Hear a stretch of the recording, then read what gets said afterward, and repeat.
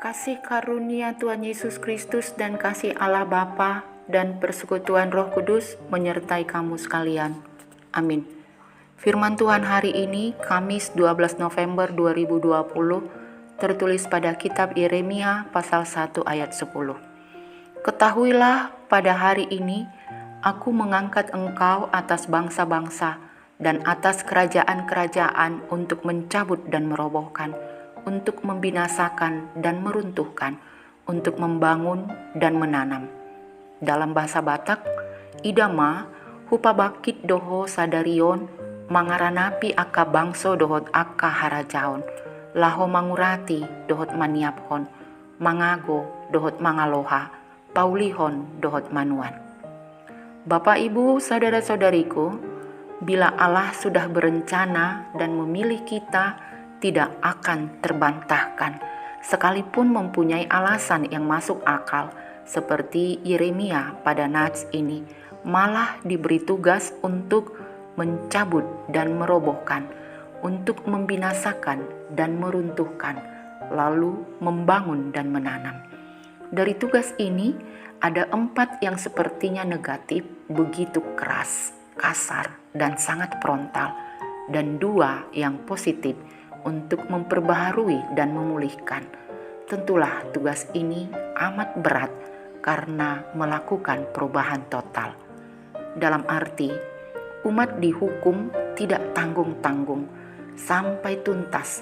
Semua kejahatan dan dosa dicabut sampai ke akar-akarnya, kemudian diperbaiki, dibaharui, atau dipulihkan. Dengan kata lain, Yeremia mengajarkan hal-hal yang baik dan yang jahat harus disingkirkan. Yeremia harus meyakinkan umat bahwa yang terus berbuat jahat harus dicabut dan dimusnahkan, dan mereka yang bertobatlah yang dibangun untuk bertumbuh. Bapak, Ibu, saudara-saudariku, sekarang tugas itu berkesinambungan kepada kita orang percaya.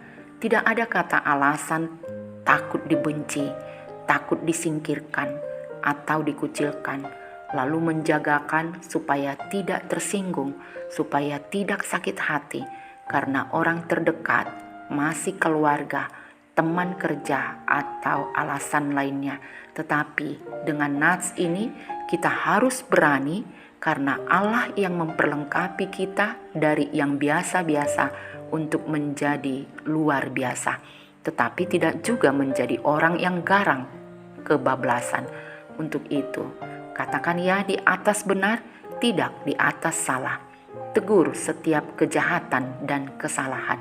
Jangan pernah kompromi dan jangan sampai terjadi pembiaran atau masa bodoh atau tidak peduli, namun berikanlah solusi dan kontribusi.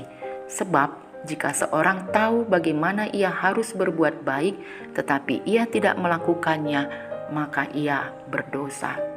Yakobus 4 ayat 17. Oleh karena itu, mari kita lakukan yang terbaik seturut dengan kehendak Tuhan sepanjang hari ini.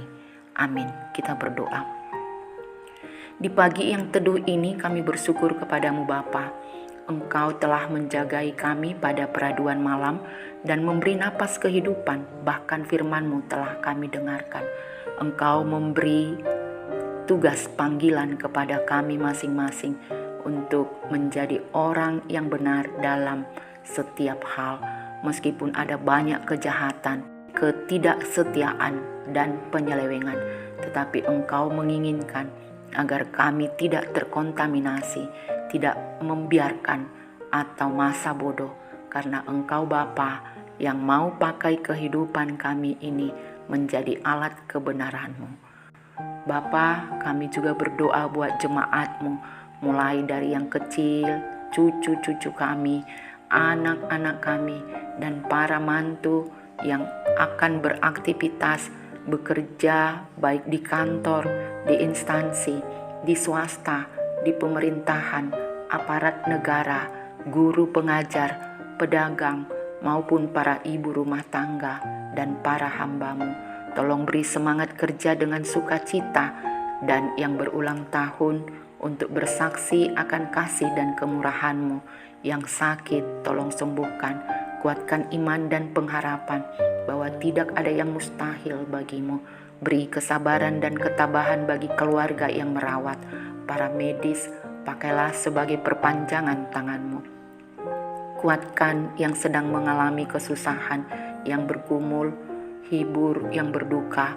Tolong berkati pemimpin negara kami dengan jajarannya, juga pemimpin gereja-Mu, agar semakin berhikmat hingga rakyat maupun jemaat merasakan kedamaian dan kesejahteraan. Ampunilah salah dosa pelanggaran kami. Dalam nama Yesus Kristus kami sudah berdoa. Amin. Semangat pagi.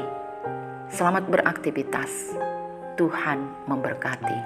Horas.